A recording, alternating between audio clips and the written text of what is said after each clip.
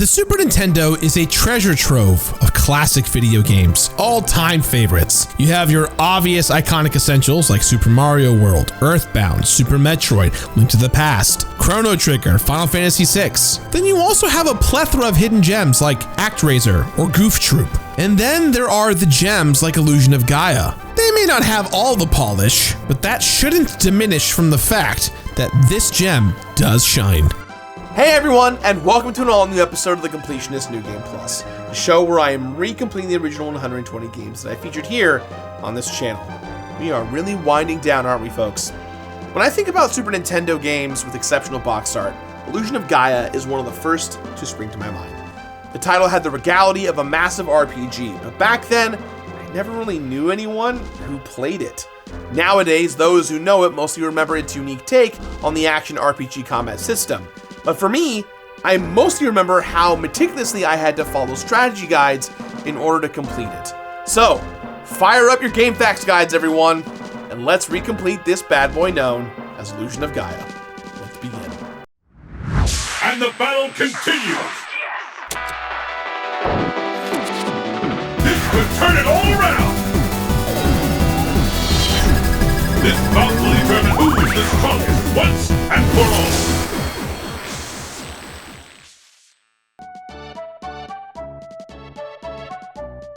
Developed by Enix for the Super Nintendo, Illusions of Gaia was released in 1994 to America as a top-down adventure game in the same vein as a usual 2D Zelda game. It's generally considered a cult classic, having only sold 650,000 copies globally. For comparison, Link to the Past sold 4.6 million copies. That being said, the game was incredibly well received by critics, with the July 1994 issue of Game Pro stating, "Out in the wild world, you never know what's coming next." And that's the best thing about what could be said about this RPG. It's worth mentioning that this is the second installment in Enix's Loose trilogy, starting with Soul Blazer and ending with Terra Enigma. But don't worry though, you don't have to play either to follow along with the game. The story takes place on a fictional Earth that has both fantasy elements like magic and monsters, as well as major iconic landmarks like the pyramids and the Great Wall of China. At the start of the game, our player character Will stumbles upon a dark room and meets Gaia, the source of all life. Gaia tells Will that he's the chosen one with dark power and that he must stop a comet and save the world from impending doom.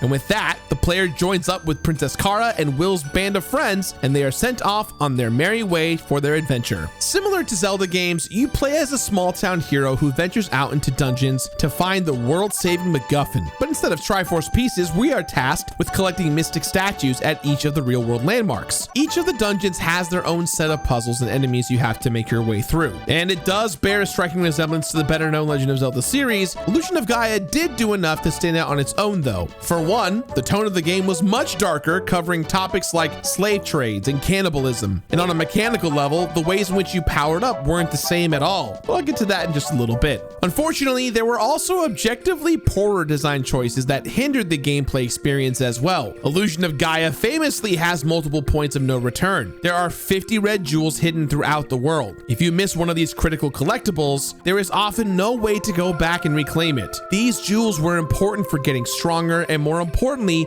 for reaching its true ending. Out of everything in Illusion of Gaia, that rough finality of making unclear decisions is what has stuck with me the most and has led me to my original completionist rating of finish it. I had a guide on hand during my initial playthrough on the channel, and I made sure to follow it again for my second completionist playthrough of this game. This time around, however, I did use a combination of a game fact guide and a digital copy of the original manual. Regardless of using the instruction manual or the game facts guide made by a one user named XX_SonicGod_XX, my completion criteria is all the same and relatively straightforward. First, there's the main task of clearing all of the dungeons and grabbing the 6 mystic statues. I also had to collect all 50 red jewels and defeat the secret boss at the very end of the dungeon we'd unlock after collecting those red jewels. And then finally, we had to fight the final boss. That said, I had my strategy guide with ASCII art and all, so I was more than ready to recomplete Illusion of Gaia.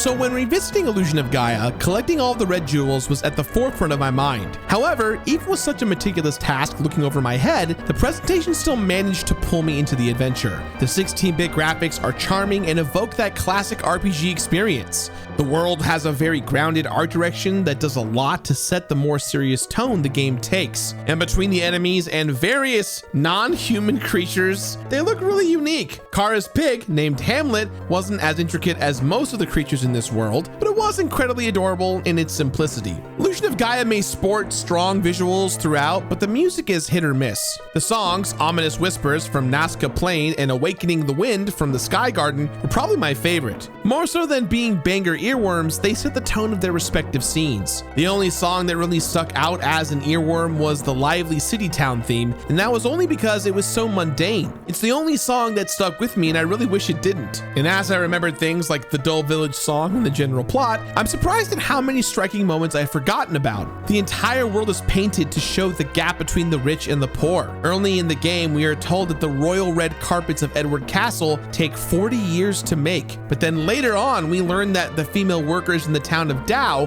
have to work on these rugs for their entire lives. In the native village, Hamlet, Kara's super adorable little pig, sacrifices himself so that the cannibals don't eat our heroes. And if that moment wasn't tear-jerking enough, we can then talk to the cannibals and understand that they were only cannibals due to famine and desperation. Right before visiting the cannibals, we were in the thriving city of Euro. That juxtaposition did such a good job of establishing the personality of the world and making me care about the people in it. Unfortunately, not every moment was as poignant. The town of Phrygia presents itself as this flourishing community where the beautiful Phrygia flower is always in bloom. But in the back alleys, you have to sell out a slave in order to obtain a red jewel. Moments like this are really jarring. Obviously, we were dealing with some fairly serious subject matter, but on top of that, it just kind of felt out of character for our main hero. Up to this point, he's been a fairly standard do-good protagonist. The game has a mature tone, but aside from this moment, those darker choices were made by other characters in the game. Heck, one of our friends, Eric, tries to free some slaves later on in the land of Mu. There was a dissonance to that choice. I had to do it to get the jewel, but the game didn't challenge the morality of that choice. It was just something I had to sit with for the rest of the game. Inconsistencies in the theming aside, the core of the game is pretty damn fun. The dungeons were the best part of the whole experience. The puzzles were probably the weakest part of each dungeon, but by no means were they bad. Illusions of Gaia's puzzles are more about simply navigating the environment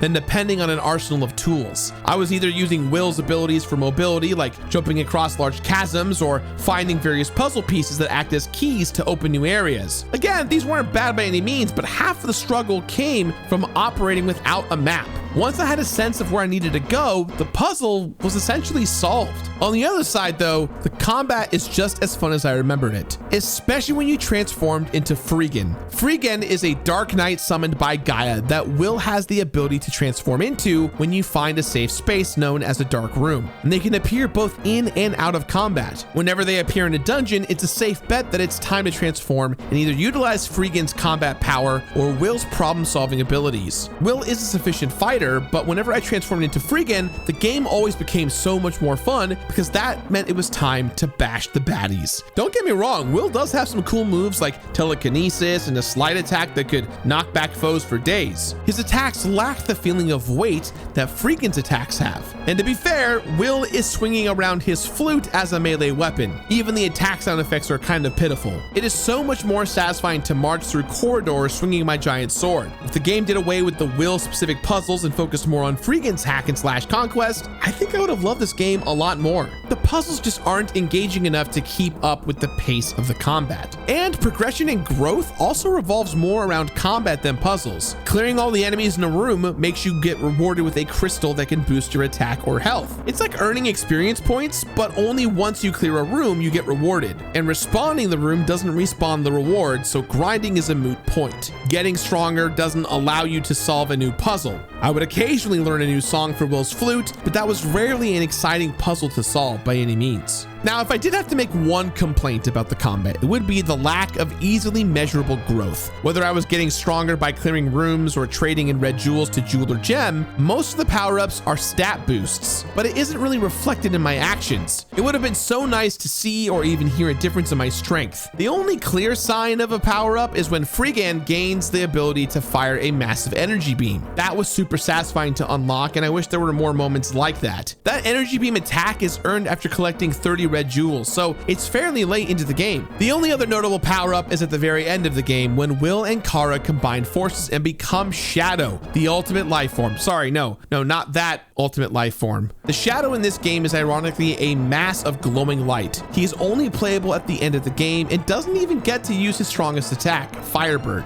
until the final battle. It would have been nice to enjoy Shadow's combat more at the very end of the game, but fighting the bosses was still very fun. Including the secret boss, there are only 7 unique bosses, yet they all manage to feel fairly distinct. You have your standard bosses like Castoth, a giant demon head, and Viper, the flying totem head. But you also have fights against Vampire Valor, a vampire who tied your friend Eric to a ticking time bomb. You only have 140 seconds to defeat the boss, and you have to decide which wire to cut. Which wire to cut at the end ultimately doesn't matter, but it does add additional stress to that fight. In the final area, the Tower of Babel, you have to fight the 5 main bosses again, but there's little iteration on their battles. This time around, you're facing them as Shadow, but I wish there was a little more depth during these rematches. With most of the bosses defeated, it was finally time to face the secret boss and address the biggest pace killer of this game, those dang red jewels. So as I mentioned a couple of times already, there are multiple points of no return. If you miss a rare healing herb or a red jewel,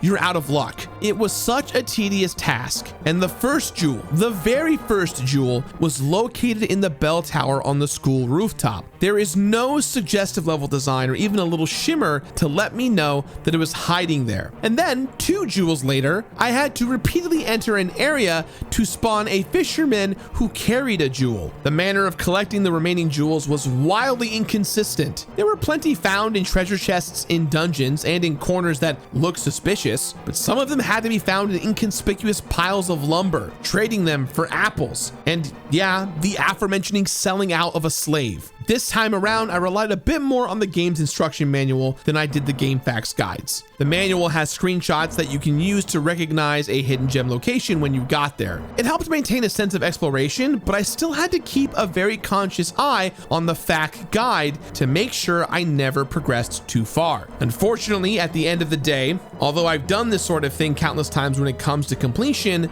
following a strategy guide for the second time simply wasn't how I wanted to experience a game like this again. The dungeons are fun, the graphics look amazing, and the world building was compelling. But it's hard to enjoy any of that when I was constantly policing myself to avoid resetting the game. At the end of the day though, yeah, I did get all 50 red jewels. Right before I went on to fight the final boss, I traveled back to the jeweler gem and cashed in my completed set for that final reward. And despite how tedious collecting those jewels was, I have to admit the secret mansion is still really cool. It felt completely different from the other dungeons we explored. The entire area was bright blues and purples, and it had these haunting wisps flying around. In the back room is the jeweler gem in his true form, where he reveals to be Solid Arm. For those of you unaware, Solid Arm is the antagonist from the first game in the series, Soul Blaze. Now, this fight was a grueling battle where I had to chip away at his health 1 HP at a time, all while balancing on an escalator and deflecting his attacks. Was this secret boss worth fighting? Not really. Maybe if you are a big fan of the first game, you'll kind of enjoy this cameo and this payoff, but I wasn't really enthused. From my perspective, I painstakingly followed a guide to collect all 50 red jewels and was rewarded with a tedious and very repetitive fight. But alas, the secret content was over again and it was time to face the final boss. And that final boss is fine. Dark Gaia's song is a bop and the actual fight isn't too bad either, but the build up to it feels a little disjointed. For most of the game, the Dark Gaia comet is mostly just talked about. Compared to other action RPGs, the build up to the final battle just wasn't there. Gaia repeatedly talks to you about how it's your destiny to save the world, and a few other people like your ghost mom do as well. But it's hard to say the weight of that responsibility is ever really felt. So I beat Dark Gaia, and then Will and Kara admire Earth from the comet. They reminisce with with the spirits of Will's parents about family, and then watch as their fantasy Earth transforms into our real world Earth today. And at the end of the credits,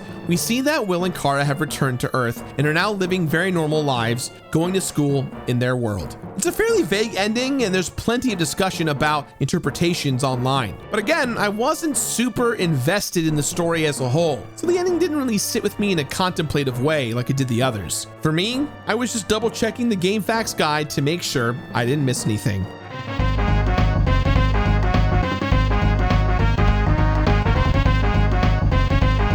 At its best, Illusion of Gaia is a fairly unique take on the action-adventure genre. It implemented progression systems that reduced the feeling of grinding to get stronger, and it created a much more serious fantasy setting, and used its 16-bit art style and music to create an atmosphere that let it stand out on its own and not be stuck in the shadow of Link to the Past or even ActRaiser. But at its worst, Illusion of Gaia was a product of some fairly archaic design choices. The dungeons themselves aren't that bad, but a lot of this experience is hindered by trying to collect those red jewels. It was really hard to fully enjoy the game when I had to be extra careful not to progress too far and miss a red gem. I say this in the most earnest of ways. Illusion of Gaia is the most Enix of Enix-ass games. When I recompleted Illusion of Gaia, there were 12 hours of total playtime, 6 mystical statues recovered, 7 unique bosses beaten twice, 3 total deaths, 50 red jewels collected, and hundreds of times checking and rechecking my routing across both guides to ensure that I did not miss any of those jewels.